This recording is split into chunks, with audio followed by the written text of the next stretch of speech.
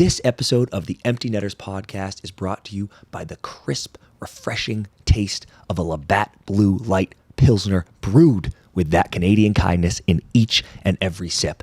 I don't know how many times I have to tell you guys this.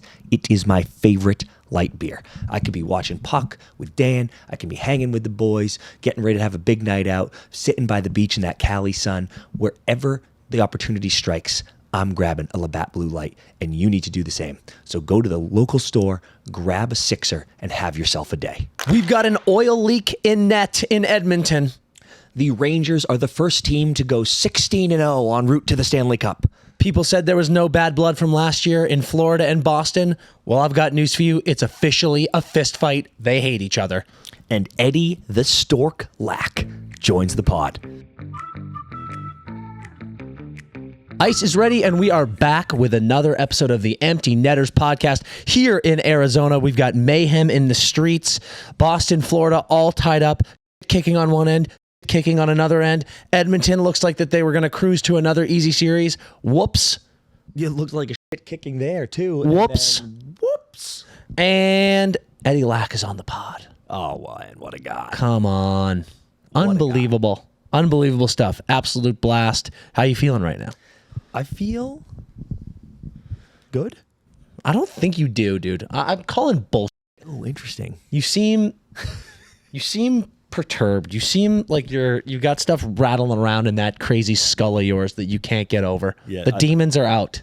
I have a sickness. You have a sickness in you, dude. And the demons are out to play, it feels like. Oh, no, they are? Don't talk to me about it, dude. I don't know. I never know. That's the problem. Look at you. You're out of your mind. That's the problem. That is the problem. But we've got a great episode. Yep. We've got a great episode. Round 2, we're in it, right? It's like we're 2 games into a couple of them, one into the others, but we are officially fully in round 2. Everyone has played. It right now, I feel like it's December 15th. Oh. And I'm like, you're on the Christmas train now. You're talking Christmas? Like, I'm always like, talking Christmas. I'm like, I mean, you know me post Halloween, but like, Thanksgiving hits and you're like, it's basically Christmas season. And then, December 1st hits, it's obviously Christmas season, but it still feels so far away. Sure. And then you blink and then it's December 15th. And it's just like Andy Williams is singing in every room. I don't have any presents for anybody. Like what? It's December 15th. When did it become the 15th? That's how I feel halfway, or not halfway, but 2 games into round 2 for a couple of series. 15th is a good day for what you're describing. Like that's the perfect. You're 10 days away. There's enough time out still, but I'm like, what the fuck? But you're also close. Yeah, you're not far away from Christmas at all anymore. That's what I'm saying. You're like, Yep. Damn, that's a good line, and that's exactly where we are. Yeah. Want to do power rankings? We must. I think we got to do power rankings, and I think it's obvious. We're going to start right at the top. Our power rankings of the teams. We're doing all 8, or are we doing 5? No, top 5. We're still going to do top 5. Yeah. Okay, we're going to do top 5 power rankings. We're starting at the top. The Lightning are obviously 1. You idiot. Well, you idiot, dude. You tried to rank the Lightning over teams that are still in the playoffs. Dude. Multiple. They deserve it. They played great against a good You're team. out of your mind. Number 1 is the Rangers. Is it, though? Absolutely. That's what I think is funny. Is it, though? I hear what you're saying, but you have stolen the crown as number 1 Ranger hater for some. Is it, though? They are undefeated, sir, and they're about to be undefeated after tonight. By the time you guys are listening to this, the Rangers are going to be 7-0 in the playoffs and have a 3-0 series lead against the Hurricanes that are way better than people think. They're going to give the Rangers a big test. The Canes in 6 crowd is very quiet right now. Yeah, they sure are. Causing chaos down there in Raleigh. Looks like you're getting swept out of the playoffs again. They're a home team. Will it count as a sweep is the real question. Yeah. I don't really count that as a sweep. Will it count as a sweep when they get swept? Here's the deal. I'm joking. And no series starts until someone loses at home. You always say that. Who says that? You. Me. It's my favorite thing to say. We'll see what happens. But the Rangers are undefeated. They are number 1. They have to be. They don't have to be, but you're right, they are. And then a close second. The number 2 team, I think we're going to agree on as well. The Colorado Avalanche. They've won 5 in a row. They have won 5 in a row, and they are against better teams. They are allergic to not pumping in goals. It's preposterous. That it was so funny. I tweeted out, imagine thinking a lead is safe against this New York Rangers team. And that was when Carolina went up and they were like, look at us. We're even things up. And then bang, you're dead. Yep. The same is true for this Avs. They went down 3-0 in that game. The Stars absolutely buzzing. And then, wouldn't you know it, goal. Like, and you could see in the Avs, they were unfazed. Yep. So the Avs are 2, but I am going right after that, probably the Stars. Okay, I think. How crazy is that? Well, I think I'm with you. Normally we embrace debate here, but I think I'm with you that they look really good too. But are we disrespecting The Panthers. or Boston or the Canucks, dude? No. 8 teams aren't going to make it. The Canucks were the best 3 team. teams aren't going to make it. The Canucks were the best team in the West.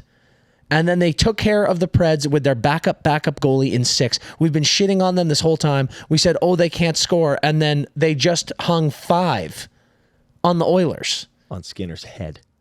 Maybe we're disrespecting the Canucks, dude. They're up in the series 1-0. Canes are not getting in, and the Oilers are not getting in. Agree. A third team is not getting in, and 2 teams are getting in, and it's Canucks, Panthers, Really good math. Bruins. Really good math. Yeah, I'm dialed. You are. Yeah. I'm unfortunately going to rank Florida over Boston. Me too.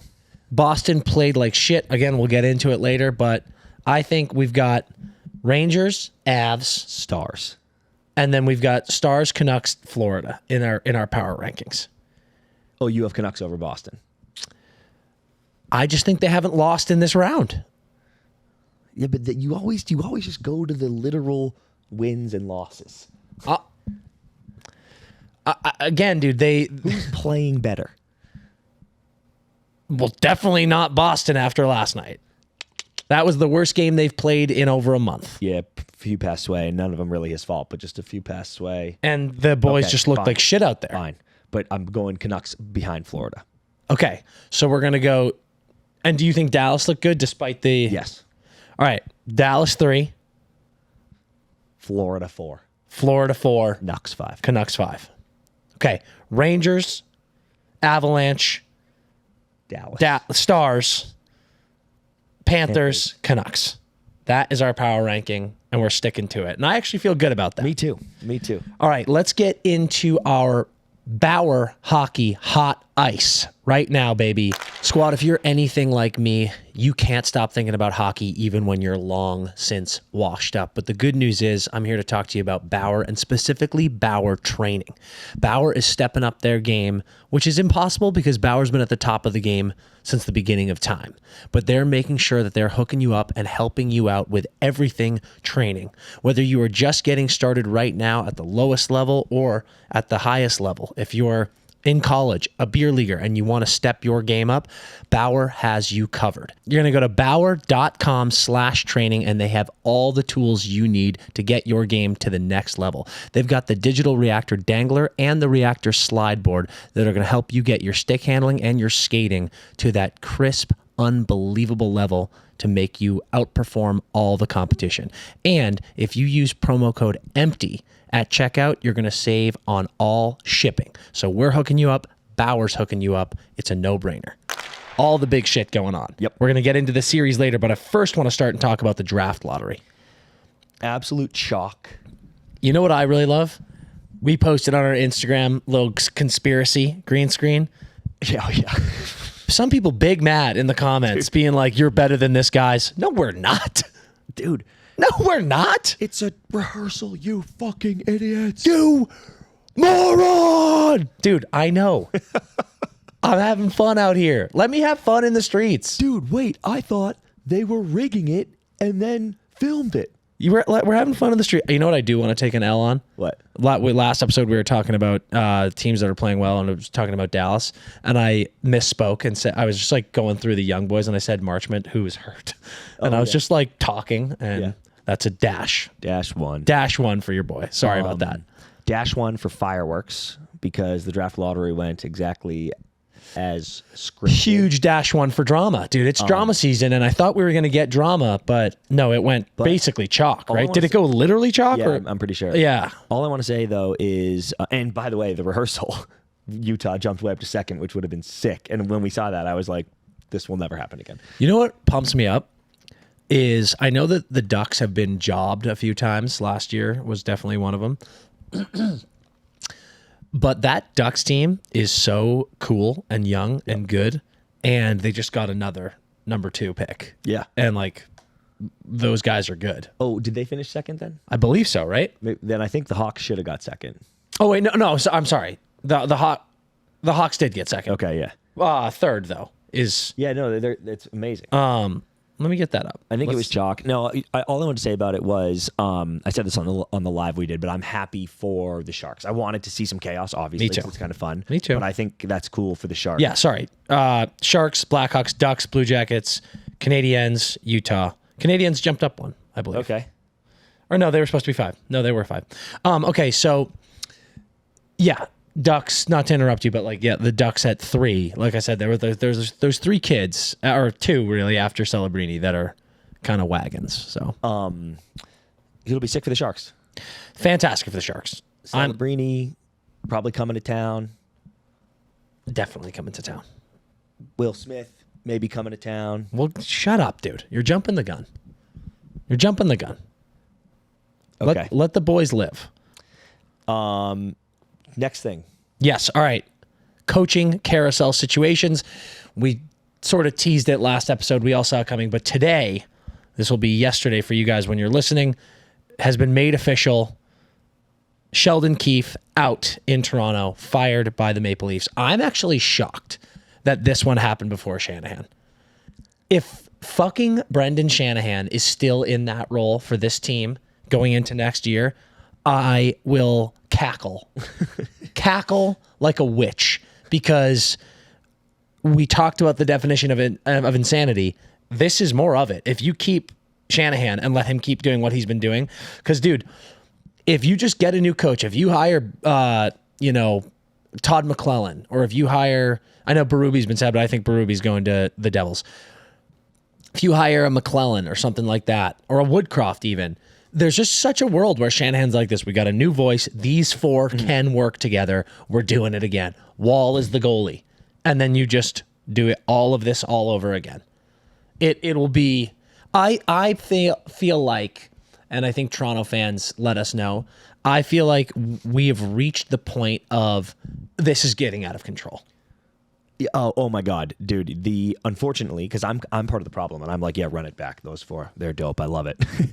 I'm not even kidding. How could you ever think that? I've said this many times. Keefe, I felt like Keefe should have been fired last year. You certainly can't keep him after losing in the first round again to Boston again. Yeah. But I can admit that situation is so beyond fucked. It's insane. Like, I can't believe they might run the 4-back. I can't believe Shanny might keep his job. I can't believe Keefe got fired after they didn't fire him before. Like, nothing makes sense. Yeah. Everything's wrong. I think they should trade all 4 of them and fucking move to Hamilton. Like, it's blow up the franchise. Yeah, blow up the franchise. Disaster. So, and I'm pulling for you, Toronto. I really am, but it is a fucking disaster. Are you being a little facetious when you're saying that you're part of the problem and you're like this? No, I would run it back with No, dude, because it literally. How could you ever think that though? I don't know, dude. I just like it feels like you could I think they haven't a different voice in the locker room that holds them more accountable, and the right depth adds for value. And I know they don't have any money, but like, you have some money, so just fucking find cheap guys. Like, there are cheap guys in the league that can overperform their contract. Yeah. And like, the right depth adds that they never get. They never make the right ads. Yeah. Fucking, I don't want to sue anybody, but like, ridiculous pickups. But the right depth adds with that team and better goaltending can win. And Yeah. I don't know if the better goaltending is Wall, but like, he was looking pretty fucking good in the playoffs there. But don't you think I don't want to sue anybody either, but you say better goaltending. Boston barely scored to get by them. It wasn't, I don't think it was the goaltending. I think it's clear that you've got those 4 guys plus Domi, plus Burt, and you can't get more than a goal or two. Pat, like you have 69 fucking goals from Austin Matthews in the regular season. You've got about 100-point season from Nylander, and you can't. I mean, Nylander performed, but like, I just think that's the answer, dude. It's like they weren't scoring. You need these guys to fucking step the fuck up and score huge goals like Pasta, Right. and they just don't. Yeah. So I'm like, I don't think you can put this on the goaltending this time. I really don't. Me neither. This series, but I think, I don't know. I think they're all right. You're out of your mind. All right, let's get into our series. Start with Dallas, Colorado. I thought I was looking at when the Bees won game 1 against the Panthers, to me it felt like they were flying in that super emotional series against a rival Toronto team, and then the Panthers had been sitting on their ass, and the Bees still had the jump, and the Panthers didn't. Coming into that Dallas game, first period, I was like, I'm watching the same thing happen. Dallas coming off slaying the Dragon, emotional game 7 against Vegas, getting game reps every other night. Avs have been sitting on their ass waiting. They are not ready to play. This is a fine loss, especially because the Panthers were home. So I was like, for Colorado, you're on the road. Who gives a shit? This is a completely fine game 1 L. Yeah. Before you get back into playoff speed. Said that so perfectly. And then you let the power play get cooking. And the Avs get 2. And then Nate Dogg gets his, obviously. Duh. And then you get fucking beaten overtime if you're Dallas. You said it so perfectly. I couldn't agree more. It did feel like Dallas just still had the Momo, and they were buzzing, and Colorado got caught sleeping like Florida did.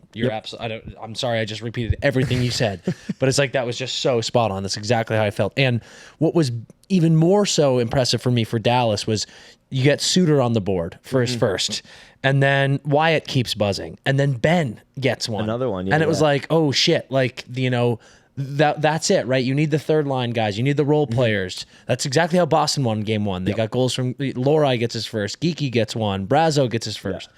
So it felt like a great situation for Dallas. But then, who else? Val gets that first one. Then Kale on the board. And then, like you said, Nate, that was a dick punching.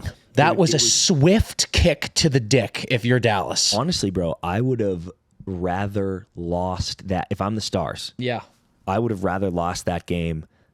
I mean, I guess what I'm about to say is fucking obvious because I was about to say I would have rather lost that game like we're up 1-0. Like, I don't even care about the blown lead. I'd still blow a lead, but I'd rather be blowing 1-goal leads over and over. Basically what the Hurricanes did, like be up 1-0, be up 2-1, be up 3-2, and then lose to Colorado 4-3 because you're just like, that was a good game. This is a good series, 2 good teams. Yeah. This felt like we were all like, oh, Colorado's a scoring machine right now. They look like the most well-oiled machine in the league. They're going to be such a hard out.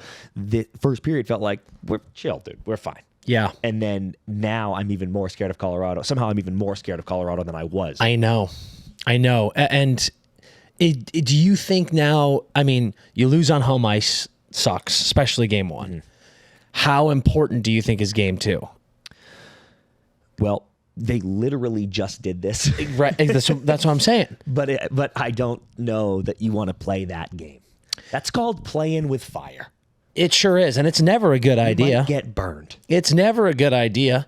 We're not Johnny Storm out here, And sure, you just did it against Vegas, and that's another dangerous team. That's a scary team. It's not like you just did it against, a team that's not so great. I do think you're right, though, in that it's like Colorado's scary. You don't want to get down 0-2. Doesn't matter if you just did it. It's like you had that one, and then it got ripped out of your hands. So really feels like a roll up the sleeves and take care of business situation in game 2. Yeah. And I need...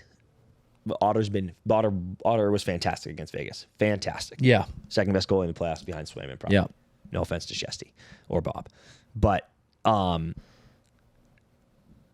needs to be a little bit better if they're going to beat the Fs. Yeah. A tiny bit better than he was game 1. And he certainly can. Yeah. But that was such a weird OT goal. I said it to Eddie, but like gritty. and like Otter was like so slow getting his left pad out there. I was like, what are you doing? Dude? I hear that. Like sometimes when guys come in, the puck's just on their forehand and they just go backhand shoot or other side, backhand forehand shoot. Yeah, it's like he's obviously just going to pull wide, but.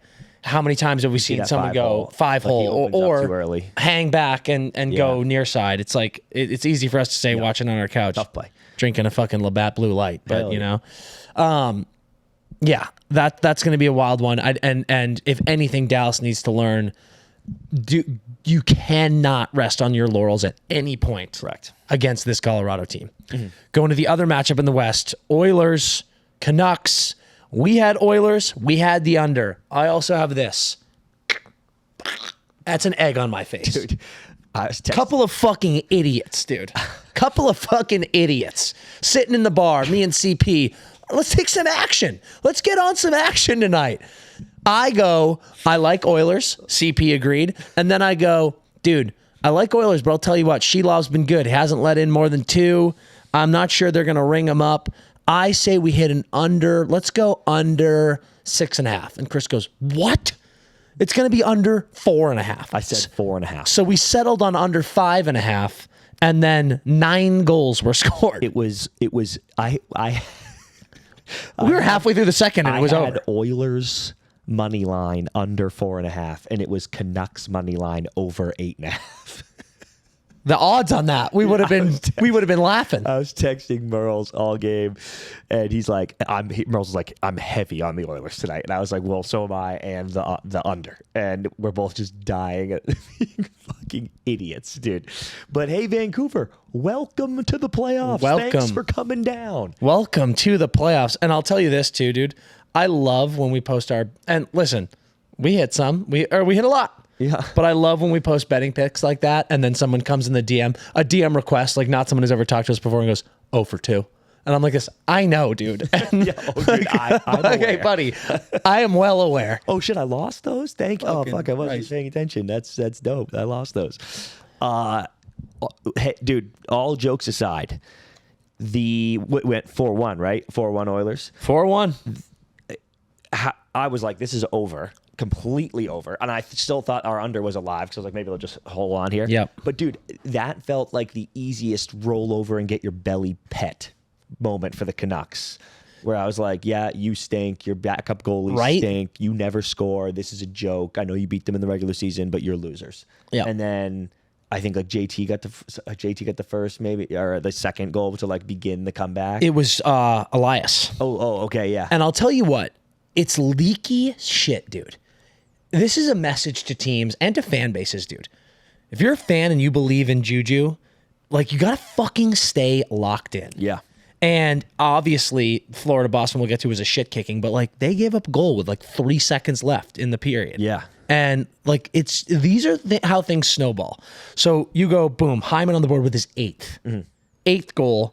When Vancouver takes penalty 12 seconds into the game. Yes. And then immediate power play goal. Bang, on your face. Ekholm gets his first. Joshua gets one, 2-1, but then pretty quickly, or not pretty quickly, halfway through, Cece gets his first, Hyman gets his 9th. It's now 4-1. But then with 2:59 left in that second period, Lindholm sneaks one in. And that's what I'm saying is leaky. There's less than 5 minutes left in the period. You're up 4-1, sure. But I'm telling you, that Oilers team is going, done. They're not going, game's over, fuck it. But they're like, all right, this is sick. We've killed them. We've killed their confidence. It's 4-1 in the second period. And you rest on your laurels, and with less than 3 minutes left in the period, you let one in. And now it's a 2-goal game, dude. And that's what it does. Because now Vancouver goes into that locker room, and they go, boys, it's 2 goals. Yep. 2-goal game. 2 goals in a period. We just scored 2 in this period. Let's get out there and let's fucking win this game. And that's exactly what they do. JT, Zadorov, and then Garland. Yep. Bang, bang, bang. You win. Skinner, 24 shots, maybe? Let's see. I got it. Yes, 24-18, dude. Yet again, 18 shots for Edmonton. Yeah. Oh, dude. Yeah. Stifled. 4 shots in the second, 4 shots in the third. Oh, yeah. And with the lead, like, it's not like I'm like, puck's on net, but I am kind of like, dude, it never ceases to blow my fucking mind when teams have less than 8 shots. And I need more than 10. I mean, Chris, I need more than 10, but less than 8 is just... Going into that third period, you've got 14 shots on net, and 4 of them have gone in. Yeah. Shoot more. Shoot more. Just like, come on. But yeah, Skinner. And dude, man, I can't wait to meet Stuart Skinner one day. I bet he's the nicest guy. I'm sure he's a nice guy, and I genuinely feel... Got a great mustache. Bad, because I feel like I'm always dogging him. Yeah. You are, because it's in response to the wonderfully loyal Edmonton fans who were like, he's an all-star, fuck you. Like, come on. Yeah. And dude, we'll get to the Bees, but like Sway just gave up a bunch, and Sway's the best goalie in the league right now. But it's so it's not great, and Skinner's been dialed, you know. But and I expect Edmonton to win game 2. This was one game, whatever, happily burn the tape type situation. But like you said last ep, did Edmonton figure it out? Are they like, dude, we got it. Our D and our goaltending is at the level it needs to be to win a cup. And then you blow a 4-1 lead, and Skinner gives up 5 goals on 24 shots. And I'm like, no, you have not. This is always the problem. And again, maybe he gets a shutout in game 2 and it's fine. But I'm like, yeah. I feel like if you're deep down, if you were telling the truth deep down, if you're Connor McDavid, you're probably like, fuck. Yes. Instead of like, we're fine. Deep down. I hate it, man. Like you hate it. Obviously, Florida responded, and you hope that Boston responds tomorrow, Friday. What day is it? It's Thursday right now. Yeah. But you hate seeing a bunch of pucks go past your goalie. Yeah. You hate it.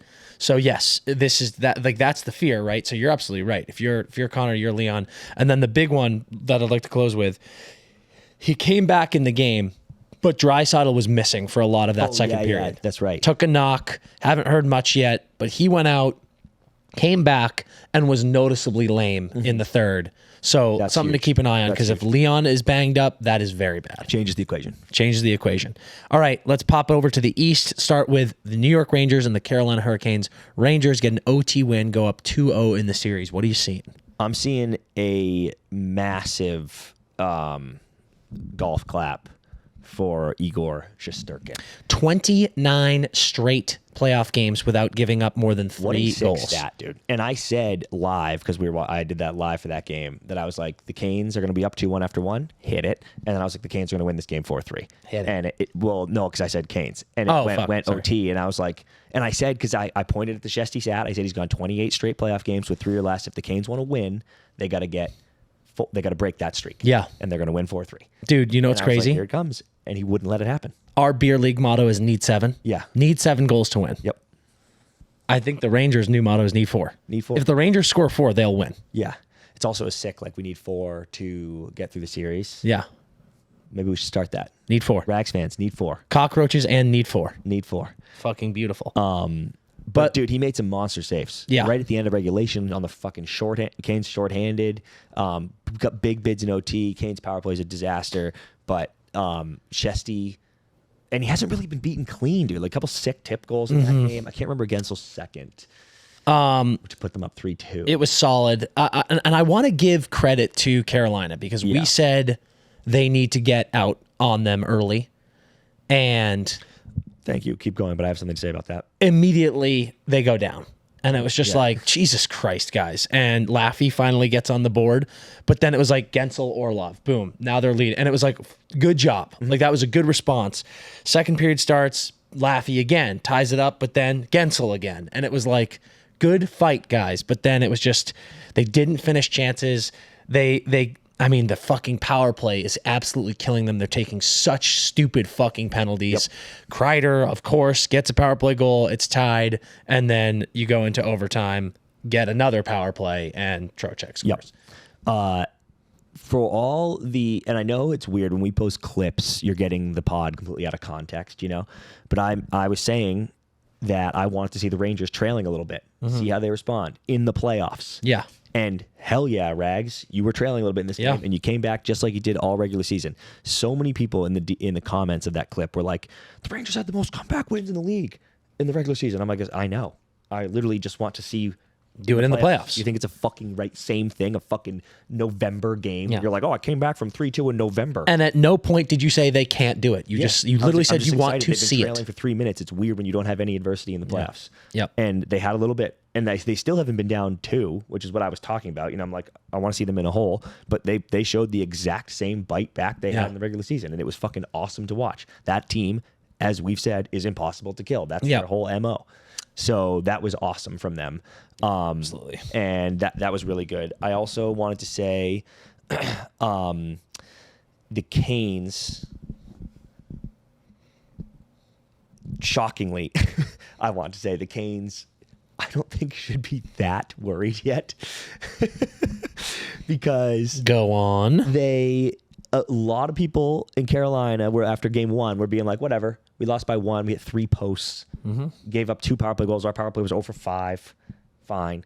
Let's get game 2. You go into game 2, look pretty good, take multiple leads, lose in double overtime, hit at least 1 more post, and had 50 fucking 7 shots or whatever. Like, you're kind of all over him. Kev told the stat. It was like everyone's shot attempts this year all of a sudden. Like, it's so weird. Ever. But they had like 112 shot attempts, So I'm like, if you're Carolina and you played the way you did in both those games and you feel like, Christ, we should have won both those. And dude, obviously you don't want to be down 0-2. I'm not trying to spin an 0-2 hole. Like, we're fine. Like, you're down 0-2.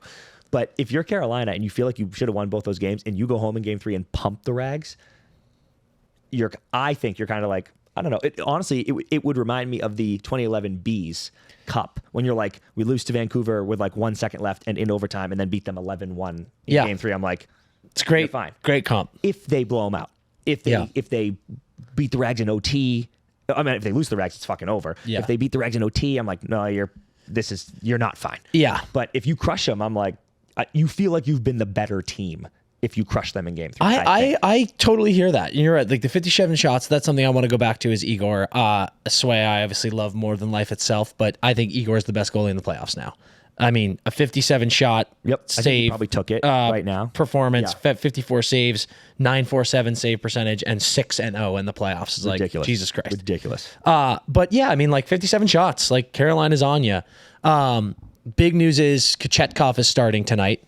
So, by the time you guys are hearing this, we'll see the result of this game. But I'm telling you right now, that's actually crazy to me, dude. I mean, if you start Tkachuk and you lose, and he doesn't look good. Obviously, this isn't a hot take. It's over. Yep. But if you start Tkachuk tonight and you lose, you're not only is it's over, but you're getting swept because you've now you've lost the mental game too. You're like, oh, we're putting in Tkachuk and like, oh, they beat him too. Oh no, and like now you're swept. Everyone's like, Freddie's fine. Yeah. And now I'm like, so he's not fine. Yeah. And now yet again you are swept out of playoffs. So like, that's that. Yeah, absolutely insane. All I wanted to talk about lastly on this series was that Trouba mishit. Oh my God! Thank God you brought this up. Thank God you brought this up. Listen, dude. That Trouba mishit. It's the funniest fucking photo I've ever seen in my entire life. Yep. I know people are going to come for me for this take. I'm going to clip this, so be careful. Dude, that should be a penalty. Like, that was even with the miss? Yes, that was attempted murder. That was attempted murder. And here's the thing, dude. The fucking dipshits who are being like, dude, his elbow's up because he's trying to protect himself from the boards. Wrong, dude. His elbow is jettisoned out to kill Natchez, and then he puts his hands out on the boards. Dude, and not only was it out to kill Natchez, Dan, it goes out late because Correct. He's realizing I'm going to miss him. Kill him directly to the head. Oh, it turns out my direct illegal headshot might miss him. So let me throw an elbow out as far as I can, as far as my elbow will physically reach. Yeah. So I can hopefully put him into such a severe concussion he'll never play again. And then, Chris, his completely reckless, dangerous play leads to him kicking Natchez in the back of the head with his skate. And spare me with the like, oh, dude, I mean, it's a crazy play. Bodies are flying. I'm like this. Well, no, it was an illegal play that then led to him kicking him in the head. Like, he should be at least fined, because that was literally attempted murder. One of the craziest People go to things. jail for less, One of the Chris. craziest things I've ever seen. People go to jail for less. Like real speed, that happened. It's so fast, real speed, and the way he hits the boards, I thought he was gonna die. Yes, Dude, it was attempted manslaughter, dude. Unbelievable. what is happening? That was so fucking funny. All kidding aside, That photo is hilarious. all kidding aside, and my boy Greg, shout out Greg Robley. Greg hit, he hit me up, and he said it perfectly. If he caught him with the elbow there, he's suspended. I think it's a 10-game suspension. He's like, I'm not even out kidding. For several games, he should be so lucky that that elbow missed. If he jettisons his body like that and leaves his feet and connects with that elbow to the head, I think that's a 10-game suspension. I would literally be like, like it feels like a semi-pro thing. Like I would blow my whistle and be like this, it's suspended for life, dude. Like that. That was the craziest thing I've ever seen. And I love Trouba, but that was fucking nuts. Insane. Absolutely nuts. Let's go to more nut shit. Final series, Boston, Florida. Boston with a huge 5-1 win in game 1. They come back for game 2, go up 1-0 on the sexiest goal ever. Oh my Marshy God. dancing everywhere. Zaka throwing a great pass across the crease. Coyle getting his first. Up his back. Yep. Yep. And then, oh boy. Yep. It just all fell apart. Goal. turnovers, yeah. Florida getting right into their game, getting in the mud. You're never going to win a battle with Florida in the mud. Yeah. That's a lesson to you, Boston. But a absolute shit pumping from Florida. What do you think? I think if you're Boston, you wanted to get one in Florida. You did. You don't care. You lost. You don't care. You know, move on. You stole home ice, right? I also expected. I said this everywhere, live and to friends. I expected that. Florida, I felt like was just a little rusty. They go home after the game 1 when Boston was ready to go, and they were like, "Hey, boys, fucking wake up." And I expected a completely different Florida team. I expected Florida to win. I saw a completely different Florida team, and Florida won. All good. I think both teams are happy. But Bruins got the home ice, and Florida's like, we're back on our game. I want to. Do you have anything to add about that part of it before we get into some specifics? No, I don't think so. I want to talk about the Tkachuk Pasta fight. Wow. Okay, we're going right into that. Yep. I love it. People have a lot of takes on this. I love that it happened. Agree. We get a lot of questions lately, been like, are we going to see more fighting? And you don't see a ton of fighting in the playoffs. You see the scraps. You see people punching each other in the face after the whistle in front of the net. So, and I'm happy to see a tilt like this. And you almost, it's almost like, dude, playoffs, you don't see a lot of fighting, but you do see stars fighting more. You know, like, because it's like everyone's just so revved up. It's time to go. So seeing those two boys go at it, I thought was incredible. Yeah. People are pissed at Tkachuk for hitting Pasta when it feels like he was down. Rightfully so. My hot take is this, and for the Spotify listeners, sorry, but I'm going to kind of reenact it. They're scrapping. Pasta goes down on all four. He kind of slips because he's like not really in fights ever. And he's like, oh fuck, he's on the ground. Starts to kind of get back up and that's when he gets like the first pop one. Then he goes down again. Okay, so Tkachuk clean clocks him. Yep. Because Pasta's not done. But that's the one that knocks his helmet off, catches him square, and Pasta goes, hands up, I'm done, turns around. Yep. And then when he is clearly down with his hands up in like a surrender motion, Tkachuk clocks him in the back of the head, clocks him in the back of the head again, and then punches the ice. Yep. He's just still going for it. Yep. So I agree with everything. I love that Pasta listen, we're getting our asses whooped. I'm not a fighter. He's getting pissed because of the scrum. He and Matty are jawing at each other. He looks at Monty and goes, I want to fight him. Monty goes, fuck yeah, do it. I love that from both of them. Yeah, same. Tkachuk, guys getting on Tkachuk being like, well, he never fights a fighter. He's a fucking... Guys, Matthew Tkachuk is a 100-point scorer. Yeah. So stop acting like Matthew Tkachuk is this rat fighter. He's like a Ryan Reeves that he's like, yeah, you got to square up against the heavy hitter. Dude, he's a 100-point guy. Shut the fuck up. Yep. That said, when you get in that fight, dude, again, I don't mean to be rude, but like the idiots on Twitter who were like, it's fighting, bro. There's no rules. I'm like, there certainly are rules. Yeah. There are literally rules that are enforced and penalties are given. So I thought that was bullshit. And my tweet that went off last night, And I prefaced the whole thing saying, we love Matthew Tkachuk, and I do. I love Matthew Tkachuk the person. I love Matthew Tkachuk the player. I think he's wonderful. And people call him a rat. Yes, he plays ratty for a purpose. He gets under people's skin. That was bullshit. And if you were sitting right here, I'd go, that was fucking bullshit, Matty. Like, do you get under people's skin, be gritty guy, but punching someone in the back of the head when they're down on the ice, that's fucking scumbag shit. And I don't think Matthew Tkachuk is a scumbag. I don't. Me neither. So I'm saying, like, cut that shit out. And I think he would say, I went a little too far. Absolutely. And all I was saying in the build-up was that first one, when Pasta is on his hands and knees and starts to get up, that knocks his helmet off. Yeah. I am fine with. People are mad about that one, but I'm like, dude, that one, I'm like, Pasta, you're getting back up. You got to fucking have your hands up or something. Yeah, no doubt. It's when he's on the ground, face on the ice.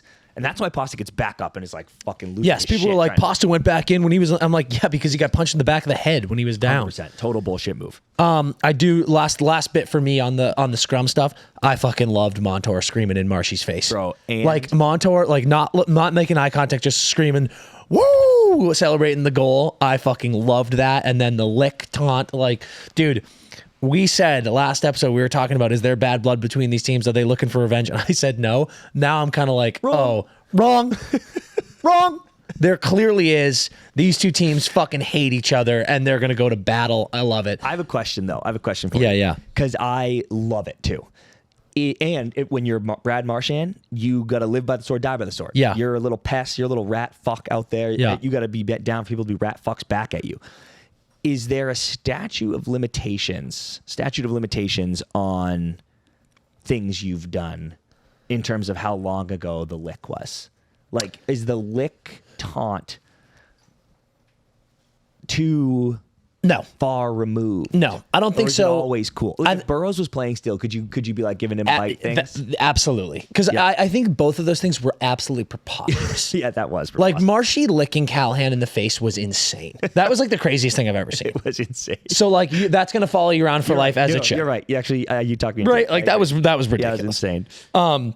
So I loved it. I loved the gamesmanship of that. The one thing I'll say, listen, we both picked Florida in this series. Mm-hmm. The one thing I'll say in favor of Boston, game one, I think Florida was a little flat, but not that bad. I didn't think they played that horribly. I think it was a pretty even game, and Boston just really won, and it was huge for Boston. Like I mentioned earlier, it's like Geeky, Lohrei, Brazo, like guys getting on the board. I thought this game was just utter garbage from Boston. Yeah, they got that first goal, and they were just terrible. Turnovers all over the. Gonna call out our boy McAvoy needs to be way sharper. You're a top 5 defenseman in the NHL. You're a leader on this team. He had a really tough game, throwing bad passes everywhere, turnovers in the zone, and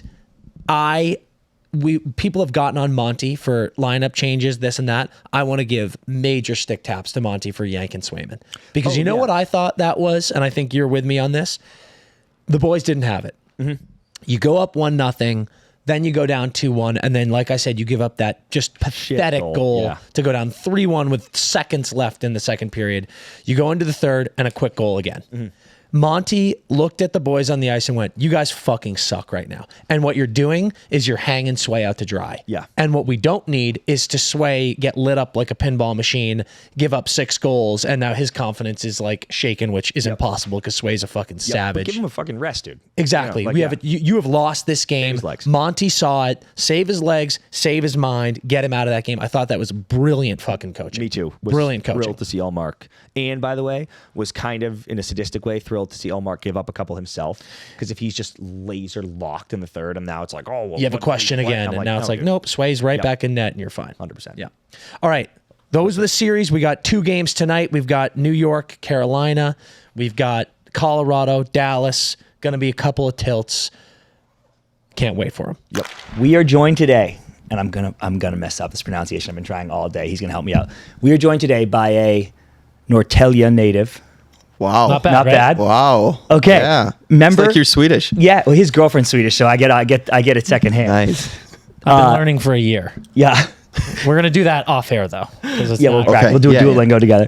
A member of the AHL All-Rookie team, a former member of the Vancouver Canucks, the Carolina Hurricanes, the Calgary Flames, and the New Jersey Devils, a 2017 World Championship gold medalist, the Arizona State Sun Devils assistant coach and current real estate tycoon, Eddie the Stork Lack. Welcome to the Empty Netters podcast. God, I played for a lot of teams. You were a suitcase, dude. Yeah. I was never good enough to stay in one team, so I moved around. No, you just so many teams wanted you. That's why you kept getting moved. That's why you kept Everyone getting moved. needed your expertise, so you just popped around a ton. Dude, we're here in Arizona, your home state now, yeah? Oh, yeah. Correct. And, I mean, it's unbelievable to have you on the pod. Thanks for taking the time. Thank you for having me. This is unreal. I mean, we just lost our hockey team too, so Dude, yeah. it's true. I've got a good feeling they're going to be back pretty soon, but that's a tough blow. How has the community been? Good question. I was about to ask that. How's the vibe? Like, can you feel it?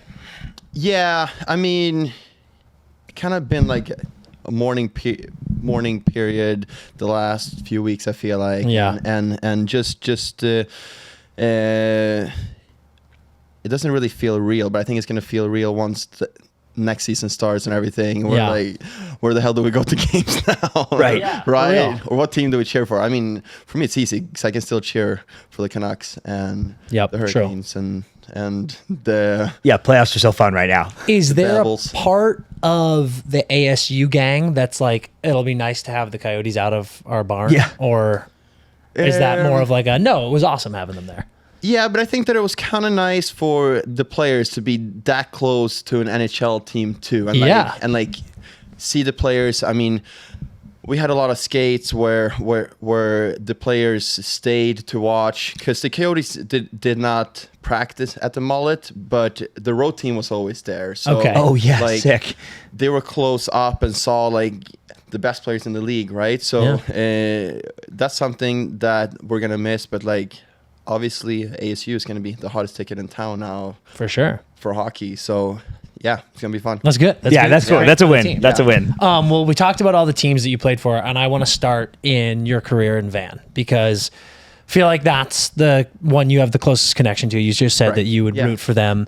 And you had an interesting start. Like you went undrafted, then you met with a lot of teams that wanted you, but it feels like they had the best path laid out for you and the team that you were like, this is the one that I think There was one other team that wanted me. Okay, all right. But Van was the one that you were like, no, this is the better fit, right? Yeah. And then, you have unbelievable memories, a shutout in your first home game there, the shootout win against the Kings that basically bought you a ticket to the playoffs, and then the Calgary Game 2 playoff win. Of all those memories and all those amazing things, I think your mom was at that Kings game too, which is unbelievable. It's like you've got a lot of things that have you connected to that franchise, but what are some of your favorite memories, and then what was that journey of being like, holy shit, I'm going to the NHL, I'm playing for this team? What was all with that a lot of goalies who you became really good buddies with? seriously. Yeah, exactly. I mean, I think that first home game where I had a shutout was probably my fondest memory. I think my goalie coach then, Rolly Melanson, came up to me before the game and he's like, Eddie, you're always gonna remember your first home game. And I'm like, yeah, I'm gonna make pressure. it memorable, right? I better. but yeah, that was such a cool experience, and I think that was the first time that I kind of felt that I somehow belonged there, right? Yeah. And the clinching the playoffs and everything too, with my mom, my stepdad, my girlfriend in the stands. I mean, that was super cool too. But yeah, just the atmosphere in general there, and I felt like I embraced the fans and the fans embraced me, and we just built this special relationship that still lasts, right? Definitely, dude. They still come and buy houses and everything from me now. So amazing. Yeah. And dude, not to mention, there was so much on Twitter when Demko goes down, then DeSmith goes down. There was tons of people that were like this. We need Eddie back. That was trending on Twitter. So that fan base still loves you. So it's amazing. It is amazing to me that there's some people out there that still think that I can play in an NHL game if I needed to. Are you playing beer league out here or no? No. Well, I actually played forward for the last two years in beer league. Isn't that how you lost your tooth? It was, yeah. I played goalie for 25 years and did not lose any teeth. My mother-in-law was like, oh my God, you're not a real hockey player. You have all your teeth, right?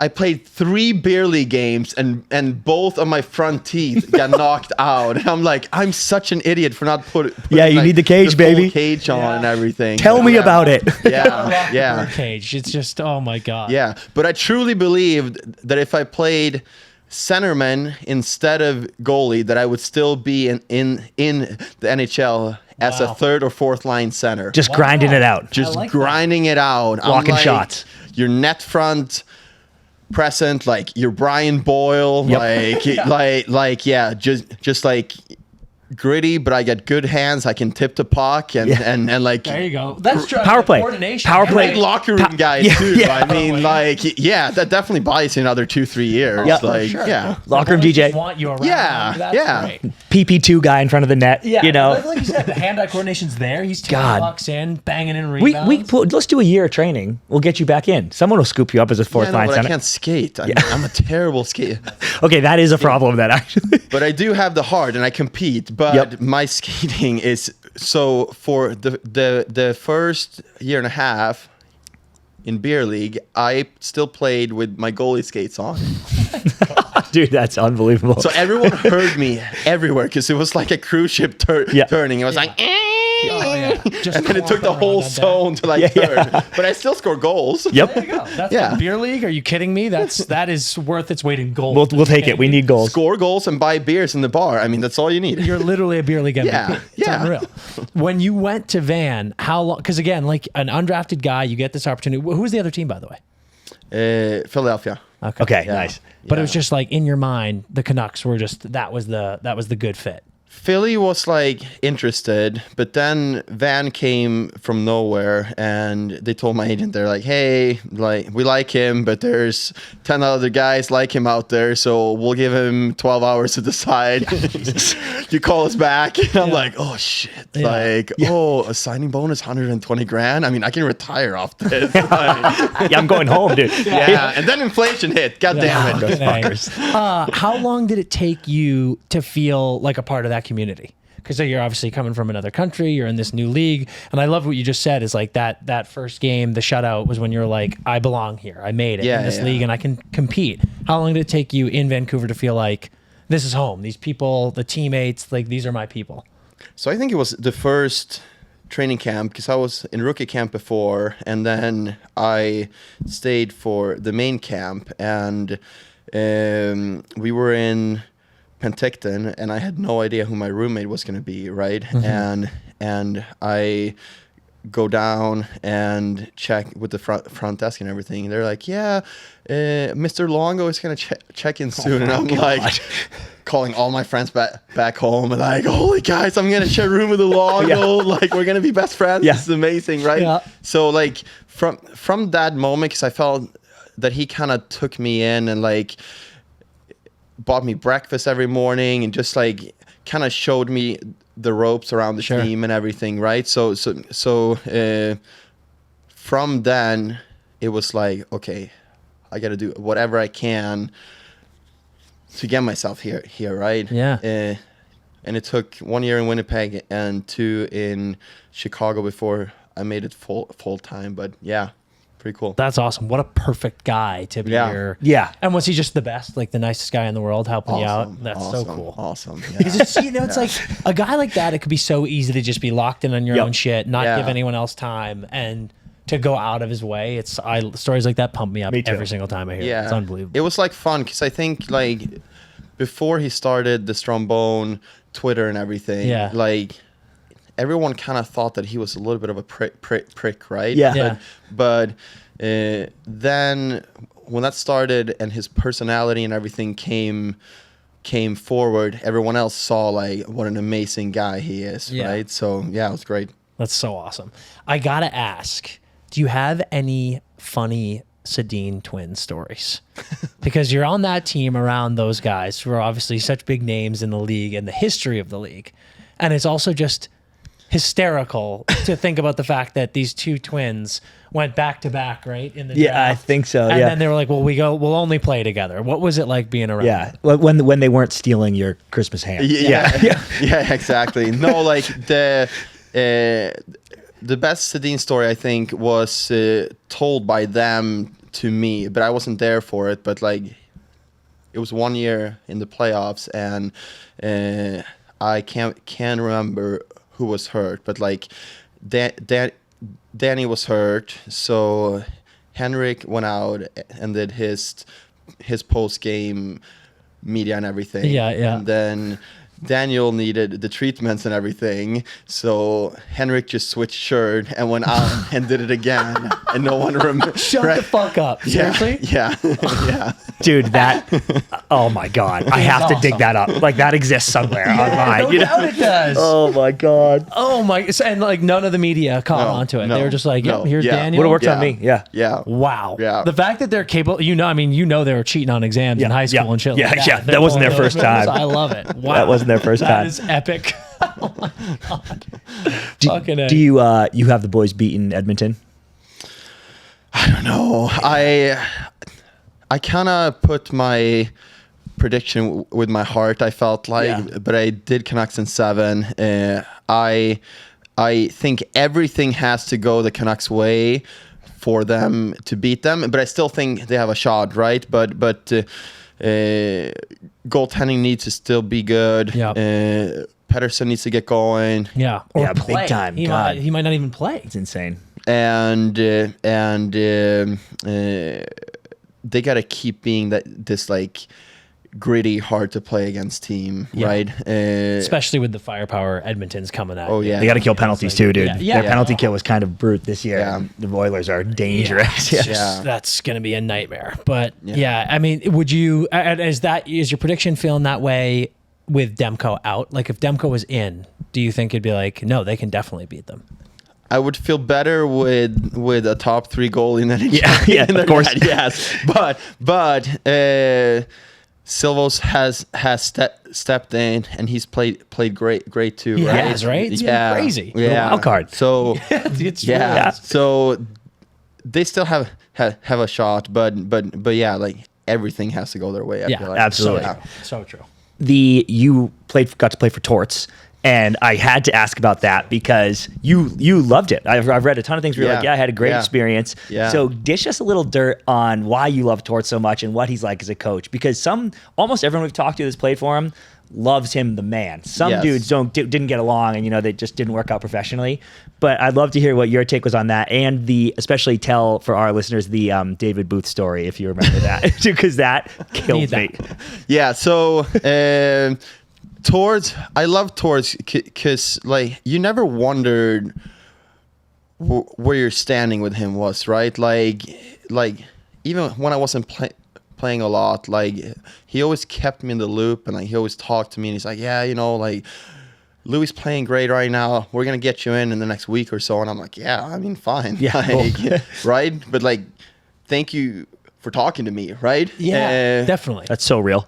Like, not a lot of coaches put that time in with the backup goalie, I feel like, either, right? Yeah. And Torts just hates the media, I feel like, and the media hates him like back. So Yeah. he doesn't really make himself a lot of friends over there for good articles and everything, so right? true. But all the guys in the room, he just loves him, right? So I have a few Torts and David Booth stories, but one was we played in Detroit and we lost 2-0, and Torts is just livid, right? And then he goes out to the media and he's like, yep, David Booth was our very best player today. That's really good for David Booth, but it's terrible for our team. Did Booth have anything to say about that? Was he like, what the fuck, man? Dude, I don't know. They just had like a weird relationship, those two. I felt like, yeah. It's like avoid each other in the hallways, right? Well, It's just such a ricochet shot that no one needed. Like, good God. Well, Torts had this like rule. So if the meeting started at 5:30, you had to be there at least 7 minutes before the meeting started, because whenever Torts walked in the room, the meeting started. So if Torts was 5 minutes early and you weren't there, you were late, right? Yeah. So Boother, like his warm-up routine was like tougher than my summer workouts and everything. I mean, like the guy needed every single minute before the game started to warm up. So like normally he was laying in the room waiting for like Torts and doing like sit-ups and push-ups and everything, and it's like everyone is just sitting around in a circle and just waiting, and he's in the middle just like working his shit. yeah So we played here in Arizona, and a morning meeting, Boother wasn't there and Torts was early. Oh God. Christ. and the whole room is like dark because we're watching the video and everything, and Boother tries to sneak in, right? And Torts is like, Boother, get the fuck out. and Boother gets to the point where he first ignores him, but Torts keep going and going, and then Boother starts yapping back to him, which is like the absolute least thing that you should do, right? So the end of the story is like Torts, which is like up to here on Boother, walks up to him and like tries to carry him out of the room, and everyone is just dying. You have got to be kidding me. We're like, oh, what the hell is going on here? Yeah, Dude. Oh shit. Yeah. Like That just is like amazing. trying to deadlift him and be like, get the fuck out. Yeah. It's gonna throw at his back, dude. Good Yeah. God. I love Was it- Boother. So it sounds like it's not a good idea to motherfuck Torts back, but would he like mess around with you guys? Like, could you joke around with Torts? Yeah, or? yeah, Okay. yeah. All right, cool. Well, this is not a good Torts story, but Torts didn't think that Bieksa was playing very well, right? So he took him into his room, and he was just like showing clips and video and everything. I'm like, Juice, I can't believe you're still in the league. Like, this is so fucking bad. Like, what are you doing here? What are you doing here? And like he just kept edging him on. So like Bieksa stood up and was just about to punch him. And like Torts stands up to him and he's like, this is the fucking Bieksa I want. Let's go. Dude. That is amazing. Just Oh like my God. everything to just like get him going. Winding him you up, know? right? Like, Yeah. Torch coach with a black eye, as long as BX is grinding on the back Seriously, end, dude. He gets Bieksa right to the edge of beating the shit out of him. Puck He's like, drop, wait, go. Yeah. and then Yeah. take that out to the ice. It's fucking perfect. Dude, something that I thought was super interesting that you said once, when you went to Carolina, you had talked about how because of your size, you were kind of able to stay deeper in your net because you didn't need that edge that smaller goalies had. Yeah. And then when you got to Carolina, your goalie coaches wanted you to be more aggressive, coming out of your crease more. Why? I just found that interesting as someone who's never played goalie. Why do you think there are coaches who differ and stuff like that? And then how did you take that, kind of going against the strategy that had been working for you in the NHL? Yeah. Did you adjust to it easy, or what was the deal there? No, like it was hard. Like I felt that I just came off my best years with the Canucks, right? Yeah. And I went there and like it wasn't just the goalie coaches and everything. It was like the coaching staff as a whole, because that's the way that we played with Carolina, right? Sure, okay. And they just wanted me to be more aggressive and like play more out, play more like Cam Ward, right? Yeah. Because that worked for him there. Yeah. But like Cam was just such a better skater than me, right? And when I came to Vancouver, I kind of changed my game a lot with like more just staying in the paint and reading the game more. I do have a little bit more time to react to shots or if there's a pass and everything, right? And that just worked for me. And then going to Carolina and everything, it was just like they should have like played me as the goalie that they traded for. Yeah, If that makes I sense, agree. right? I was curious Like, because yeah. it feels to me like it's like a weird move to make a play for a goalie like you and then be like, change the way that you play. And, it and just doesn't seem like a good you ever recipe. able, because you were still a young player in the league, were you able to have that conversation with the staff at all? Were you like, hey, dude, let me do what works for me, or did you still feel like... Yeah, it was, but it was Bill Peters. I Yeah, mean, so no, so you weren't. Shut the fuck up, Eddie. Yeah. So, I mean, there was a lot of conversations back and forth there, but like I also don't think that I played as bad there as people make it out to be. I mean, me and Wardo, we had a similar number both years, and Carolina was just a very young team then. Totally. And I think that I was just like 2-3 years too early there. And like, I mean, I would have loved the storm surge and everything. Oh, dude. Like right, it like fits right up my alley. So yeah, just like wrong spot at the wrong time. I feel like. No, I mean, that makes total yeah. sense. And then it's interesting to hear you say it. I do wonder sometimes when you've got goalies like Cam Ward or going back like Tim Thomas or Hasek, who are more aggressive goalies who come out of the paint more, how much that dictates how the team plays in front of them. Because it's like, if you're a defenseman and I know I've got a goalie behind me who's, coming out all the time, playing harsh angles and stuff like that, it's like, that's got to rub off on the way we play too. Yeah, exactly. So that's tough. I mean, we like played more shot first, like letting the opposing team get the shot instead of the pass, right? Because when you're aggressive and out there, it is really hard to get back, right? Yeah, definitely. So yeah, I mean, it just wasn't a fit. Yeah. No, it makes sense. It makes sense. Yeah, Good to hear. especially because we had Swayman on, and he says all the time where he's like, dude, I don't really have I just try to stop the puck. Yeah. And eventually people were like, fine, do whatever you got to do. Yeah. And it's like, I kind of wish that was more the attitude when you bring in a good talent. Be like, stop the puck, dude. That's the priority here. Yeah.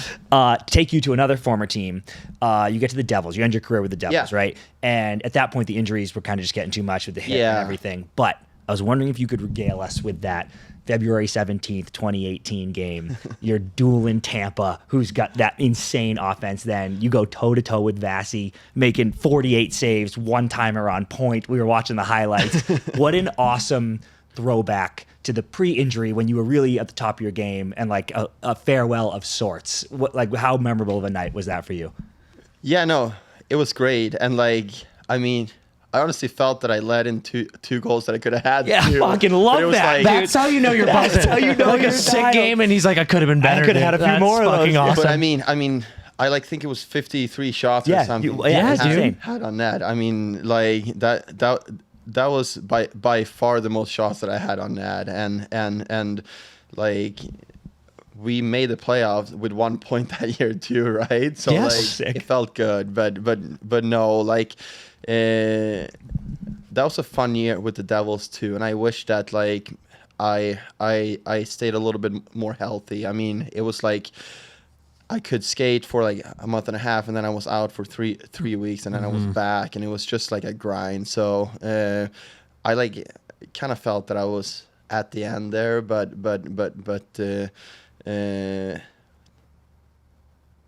I kind of refuse to see it, I think. Dude, that's such a relatable feeling as an athlete. Like, Are you kidding me? It is the end. Like, fuck that. Yeah. When you have a game like that, man, we become pretty good buddies with Swayman, and I love talking to him about the zone that he gets in. Yeah. Do you just feel unconscious in games like that when you're seeing 53 fucking pucks and you're just turning everything away? Are you just completely dialed, nothing else matters? What's the difference? When you really are on, what feels different that night when you look back?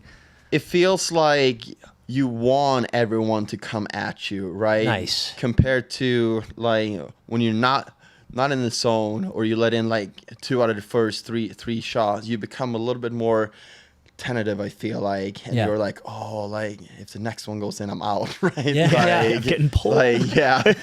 See the cane. Yeah. Yeah, that's so true. Shit. Yeah, the backup goalie is just doing some warm-ups on the bench. Yeah. You know you're in trouble. That's when you grab their helmet and you're like, takes the towel off around. Dude. All right, kicking it to one of the coolest fucking things in the world. I'm obsessed with shit like this. So we have talked about, and we go all the way back to, undrafted, wasn't sure if you're going to get in the league. Then you get the call from Vancouver. You're in rookie camp. Then you're in training camp. Then in 2017, you get the call from Sweden, and you're going to the World Cup. Before we even get into the fact that you make your debut in Germany against Latvia and post a fucking shutout like a savage, what were you feeling when that opportunity came and you're like, fuck yeah, I'm putting on the Sweden jersey and representing my country? No, it was great. I mean, I was like, what the fuck am I going to do with my pass? They're going to be so like cool with the 3 crowns and everything. Yeah. I was so like pumped, right? First thought. Dude, that'd be my first thought too. Yeah. The fucking swag, bro. But no, like, I mean, the World Championship is like not as big in the US and Canada as it is in Europe, right? Yeah. But this is something that we grow up with, and like when we win there, I mean, we have the parade and everything, right? Definitely. So just to kind of live that dream and like to be able to put that jersey on was such an amazing feeling. Oh, man. Probably was truly a awesome. childhood dream, right? Yeah. Like, I'm sure Oh, that's, yeah. Absolutely. Yeah, just like, and to play with players that you played with through the different junior national teams and everything, and like then play as adults together, right? I mean, such a cool experience. Yeah. Were there guys, like particular guys that come to mind that you were like, I've been playing with this person my whole life that were on that team? Mario Kempe was one guy that we played together. I mean, Svedberg was another goalie. He like played a little bit with the Hurricanes. Oh no, with the Coyotes here. Oh here. yeah. But he played in Boston too. Who else? Mostly those guys that I played with growing up. But then, Marcus Krieger. Definitely, yeah, I remember that one. That's awesome. And then it was fun too, cause like it was me, Victor Rask, Elias Lindholm, and Joakim Nordstrom, and we were all teammates with the Hurricanes too. So like, Right. and go over there and win together and everything. I mean, it was great. What a moment. Yeah. Yeah. I remember when Svedberg was on Boston. Yeah. He would Yeah. have good games, and we used to say we were drunk on Svedberg. Yeah. Yeah, that's right. It's the fucking best. And then, dude, also you got to share the net with that bum Henrik Lundqvist. Yeah, they waved in some scrub to come play goal. They're like, we're not gonna win with Lack.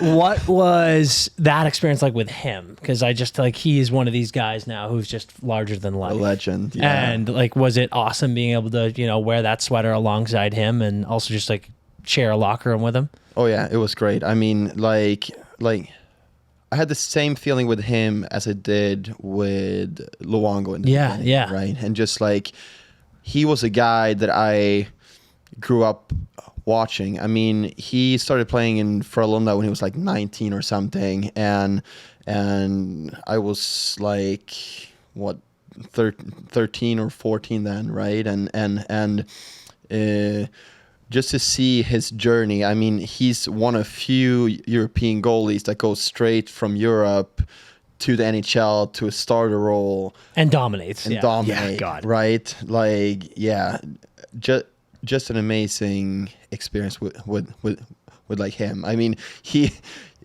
with his appearances and suits and everything, like. Yeah. The story was that he flew from New York to Cologne Okay. in a tracksuit, and 10 minutes before they landed, he went in the bathroom and he did like the full like suit and Did his hair. fix his hair and everything. So as he's walking out, all the photographers and everything is there, and he's just like tip-top shape, Yeah. you know? Three-piece suit. Oh yeah. Looking like oh, $1 yeah. million. Oh yeah. That's fucking perfectly Hank. Like I said, I'm obsessed with the international stuff. I think it's so awesome. How cool was that moment and winning gold and like that with your family? It's like, there's so many cool moments along the way. Like we've talked about, making your NHL debut, having great appearances, but then to do that, like Chris said, like that's truly the childhood dream Was that just like the coolest feeling in the world? And what'd you guys get into? You know, like what kind of celebrations you guys did? Yeah. Yeah, so my dad and wife was down there in Cologne when we won, and just to like finally win something, you know. Like I mean, Fucking awesome. I agree. yeah, and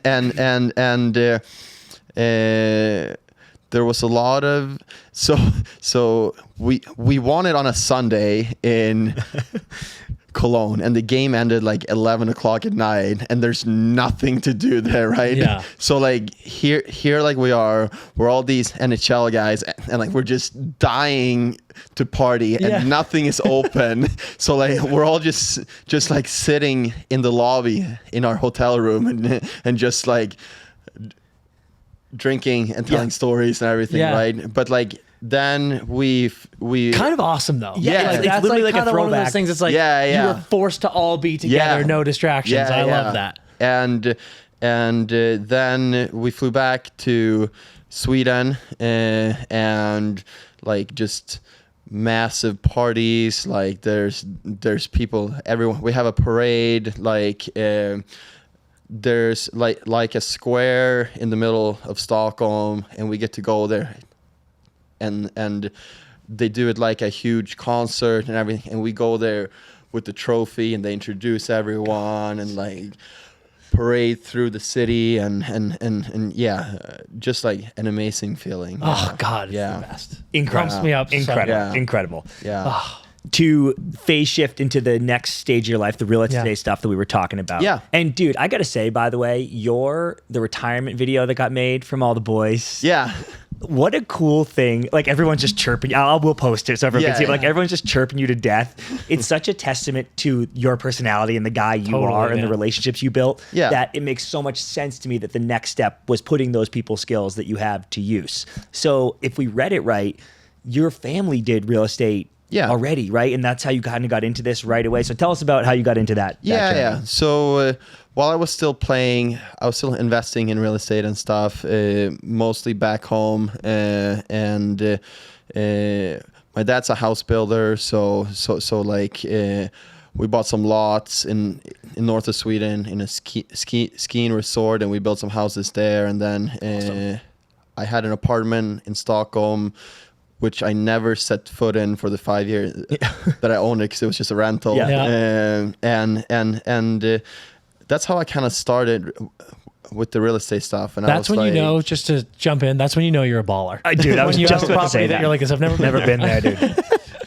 I bought it unseen. My mom was just there, and I was like, all right. And then we just sold it. And like, fuck it. Flip it. Yeah. It's perfect. Yeah. But that's when I kind of started to figure out that this is something that I want to do when I'm done. Obviously, I didn't think that it was going to be as like soon as it happened, right? But I did not want to move back to Sweden. It's just so cold and dark. And when I got the taste of like life here in Arizona and everything, I'm like, why would we move back, right? I mean, it's a big shift. It's incredible, dude. Yeah. And like now, like we have 2 kids and stuff, so like being able to spend 9 months of like the year outside in great weather and everything, I mean, it's amazing. It's unbelievable. Yeah. So it's very hard to pass up, especially, I mean, I love Sweden. Yeah, right. Love it. In the summer and for in the winter, it's pretty cold and pretty dark. For your girl. Yeah. Shut up. I love it for Alice, but I also love it for its beauty. But it is like in the winter, it's tough. Yeah. It really is. Is it a grind to get like your real estate license? How much of a process was all that? No, like it's a 90-hour class. They basically teach you how to not get sued. And they're like, take that here, class. just figure it out. Go have fun. Yes. Learn on the fly. So, and then hold on. Tell us about the house. That's what I was going to say. Do like that house that's making the rounds with the arena in the basement. Oh, yeah. Tell them, what is the deal with that fucking house and how do we get there? So it is a house up in the gated community in North Scottsdale. It's called Silverleaf, and that's where like most of the golfers live. Like John Rahm lives there and stuff, and it's a family that built this house for them. They had four kids that all played hockey, and now all their kids are going to go to school in Minnesota. So it worked. Yes. Clearly. yes. So now they're selling. So Oh shit. Okay. if anyone wants to raise a hockey player, you let me know. But it only costs you $10 million. Yeah. But it's guaranteed they go to Minnesota. So it's fine. It's guaranteed at least a journeyman AHL player. Yeah. Colleges, how much do college cost these days? You got a D1 scholarship. Oh, What's yeah. $10 million to a D1 scholarship? You know? Yeah. It's gonna pay it. Like you're gonna pay it out with tickets alone. Incredible. I mean, Yeah, give me a right. break. Is that your listing? Are you trying to sell that house? So it's not my listing. Silverleaf, who is the brokerage in the community, has the Okay. listing. But I know the owner well, and I've been trying to kind of help him out on the side and maybe hopefully bring a buyer. Yeah. Okay. But yeah, so if any... Hey, we'll talk to some boys. We know Yeah. some people. Well, here's Yeah. the thing. We'll help spread the word about the house if they can set up a quick shinny game for us. Yeah, I get and one- We'll just one wheel night. around Yeah. and it'll be great. But you can't wear your goalie skates when we do it. That's the only. That's the only. There's not enough rule. room to turn in there with him and his goalie skates. God, what do those people do? Are they cartel members or like Jesus Christ? It's the most ridiculous house I've ever seen. No, but there is a lot of money here, nerds. Yeah, for sure. Yeah. That house is a literal dream. The fact It's my that the dream. 4 kids are all going to Because, Minnesota. dude, is click on, anyone listening, click on the listing. Yeah. Because I just thought it had the rink, but it's got like the pool is sick. yeah. The golf Beautiful. course is right there. Oh, yeah. There's like a tennis thing, a gym. But the golf Yeah. course, you got to pay $700,000 to become a member. Okay, so like, no you golf gotta course. add Yeah. that too. Yeah. It's worse yeah. than Riviera. Good Lord Almighty, that's unbelievable. Okay. But the last time I played there, I walk up on the range, and John Rahm is with his swing coach and everything there, and I'm like, God, I'm You just gonna get shank the first. No, you just one. get close enough to hear the instructions for free. Yeah. But then you're right. I'm like Shadow the club, and I'm standing here just shanking everything. I'm like paying someone to make a distraction so John's not Yeah. watching when I Yeah, tee yeah. off for sure. Well, 850 million is more of a distraction than Yeah, anything right. I can Yeah, do. I that's think. true. Now the other side of later life is you're coaching now. Yeah. So you started off at ASU and they had all these weird rules about having so many coaches, but Yeah. now you are an assistant coach for the ASU. No. What are you? What is the role now? I'm done now. You're done Yeah. now? But Yeah. became an official assistant coach, right? No. Oh, really? I was still a volunteer coach. Okay. Because one, I didn't finish college, so I wasn't allowed to be an assistant coach. And then two, they only get the previous rules was you only get 2 assistant coaches. Yeah, right? we saw it. It was so weird. So why spend it on a goalie coach, right? Yeah. I mean, it's only your most I important. was right about to say, dude. I'll tell you Where exactly else do you why, want to but, spend? hey. Yeah, no. So they just increased it from 2 to 3 assistant coaches, but it just took too much of my time with like the real estate stuff and everything. Yeah, So, okay. So yeah, but I still cheer with them, and I still do some video and stuff with those guys. But yeah. So I've heard that there's an e-bug story though, where you were the e-bug for ASU. No. Come on, Robbie's telling me there's a story. Robbie? He's telling me that there's an e-bug ASU story. Robbie's always drunk. I would take everything he says with a grain of salt. But if you're going to Vegas, He's your guy. He's your guy. He's your guy. He's your guy. Fact. What was the time there? A blast? Like, what was it like being around a college team and just even volunteering standpoint? What was it like being with the kids and like seeing them breaking into a new NCAA team? That's pretty sweet. it was great. I mean, for me, the things that I've learned, I think, while I was coaching, it's like things that I wish I had while I was still playing, right? Oh, that's like, cool. Yeah. Like a lot of stuff.